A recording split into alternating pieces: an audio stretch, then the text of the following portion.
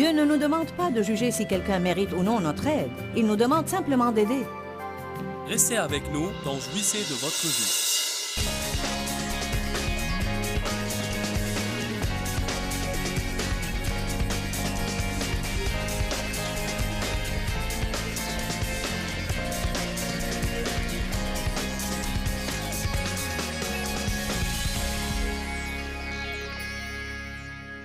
L'égoïsme est la clé du malheur. Pouvez-vous dire cela avec moi? Dites, l'égoïsme est la clé du malheur. Le titre de mon message aujourd'hui est « Apprendre à vivre pour les autres ». Hier, nous nous en étions arrêtés à Job. Nous parlions de comment aider les personnes blessées.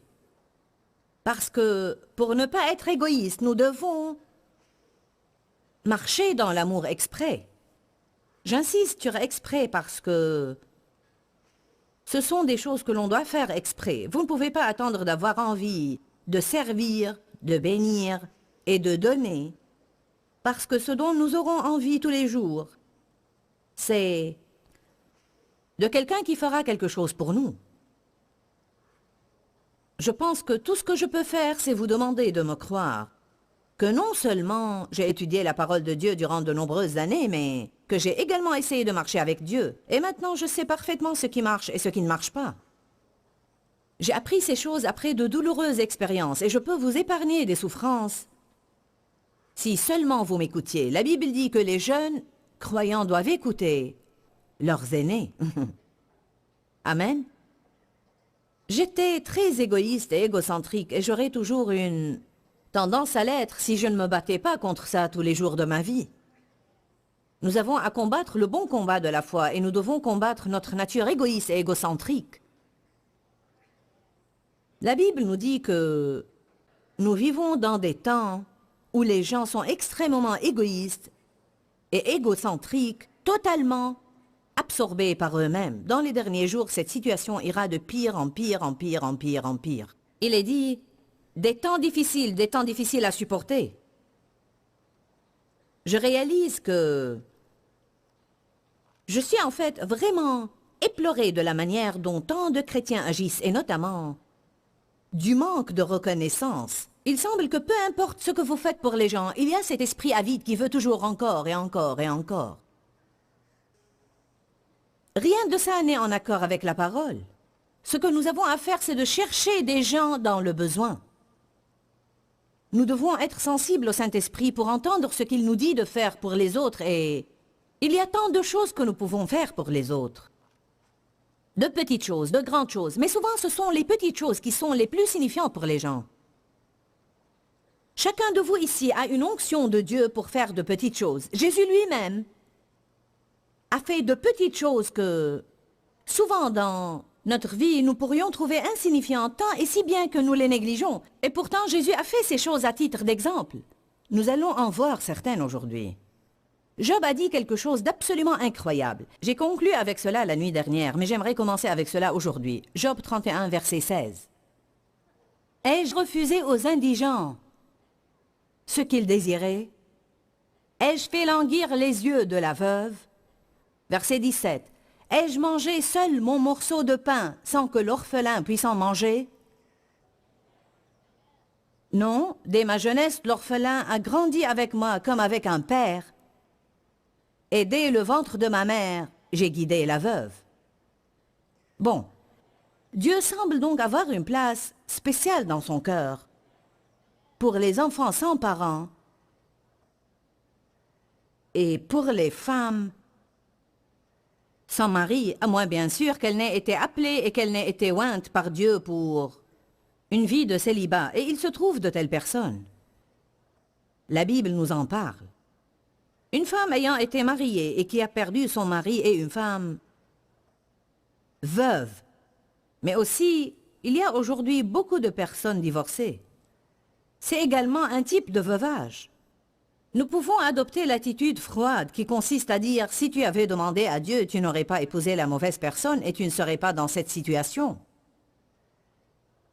Si vous étiez là hier, alors vous savez déjà que vous ne devez pas avoir cette sorte d'attitude sans cœur. Vous devez être miséricordieux parce que vous êtes déjà passé par là. Mais par la grâce de Dieu, j'en suis arrivé ici. Amen.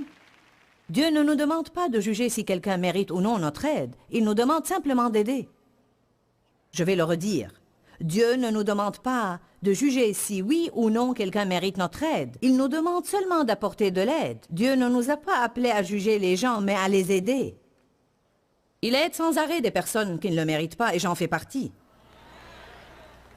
Si nous devions obtenir ce que nous méritions, nous serions déjà morts depuis longtemps. Verset 19. Ai-je vu le vagabond manquer de vêtements, le pauvre n'avoir point de couverture?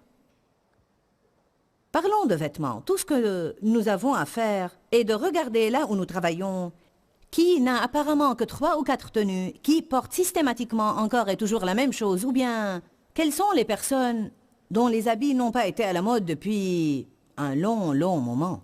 Gardez les yeux ouverts et soyez prêts à rencontrer des besoins. Comme ça serait beau pour quelqu'un de recevoir de votre part un bon d'achat et d'entendre « je veux t'offrir un nouvel ensemble ».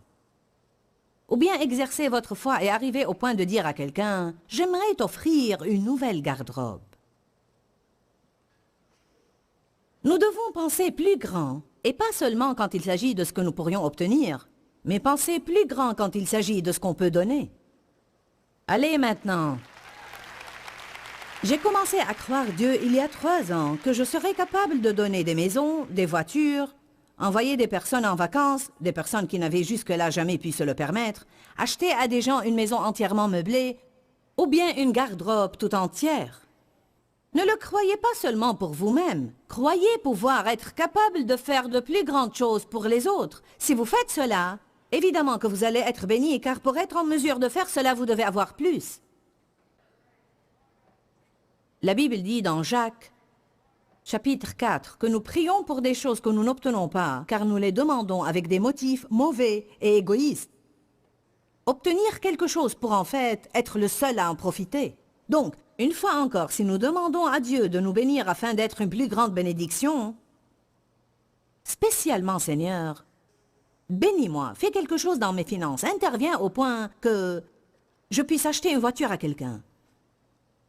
Interviens au point que, si besoin est, je puisse louer un appartement à quelqu'un qui n'en a pas et payer le loyer de toute une année jusqu'à ce qu'il puisse s'en sortir.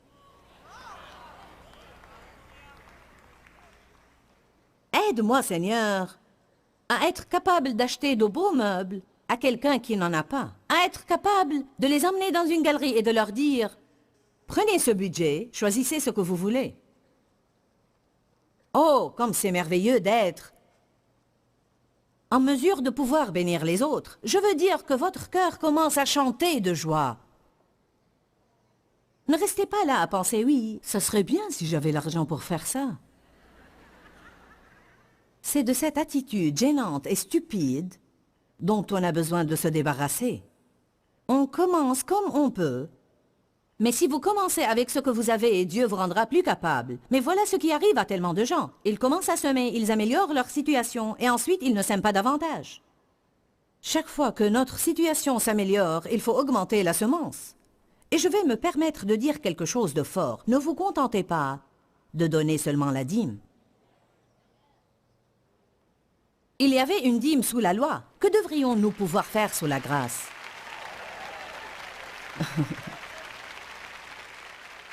Ne dites pas, bon, certains d'entre vous n'ont même pas commencé à donner leur dîme. Et je le sais très bien. Et en ce moment, vous n'appréciez pas le fait que j'en parle. Mais je ne prêche pas pour vous plaire, je prêche pour plaire à Dieu. Alléluia. Je vous dis cela conformément à la parole de Dieu. Si vous ne donnez pas votre dîme, si vous n'êtes pas quelqu'un qui donne, vous vivrez sous une malédiction. Ce n'est pas moi qui le dis. Cela est dit dans le livre de Malachie et ailleurs. Vous n'allez pas être heureux si vous n'êtes pas un donateur. Et vous devez être quelqu'un qui donne, avec une bonne attitude. Il se peut que votre chair pleure un peu. Vous pouvez être en train de faire une chose juste, mais votre chair va continuer à se plaindre. J'avais un bracelet que j'aimais beaucoup, et Dieu m'a dit une fois de le donner à une des filles de l'équipe de louange. Elle n'est plus avec nous maintenant. Je vous dis toute la vérité. Chaque fois que je voyais cette fille porter ce bracelet, ma chair voulait pleurer. Je peux le sentir, c'était un peu... Oh. Cela s'appelle mourir à soi. Écoutez-moi, on ne meurt pas sans avoir mal. Il n'y a pas de croix capitonnée. En fait, on ne peut pas avoir la croix sans avoir mal. La croix que Dieu veut que nous portions ne consiste pas en des désastres, des maladies dévastatrices et tout ça. Il veut que nous vivions une vie désintéressée.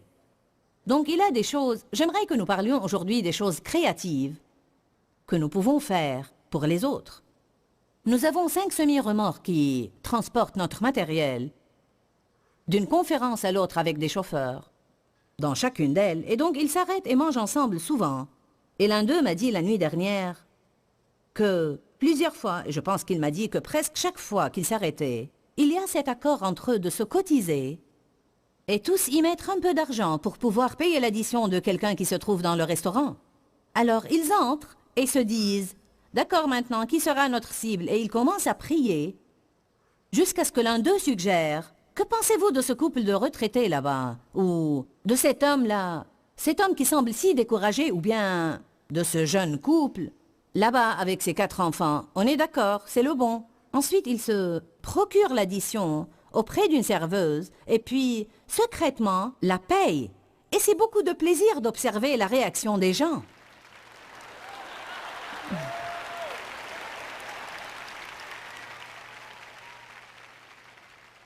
Dave et moi, nous faisons toujours cela. Nous écrivons simplement un mot sur un bout de papier ou souvent envoyons un petit message. La plupart du temps, nous écrivons juste « Dieu vous aime ».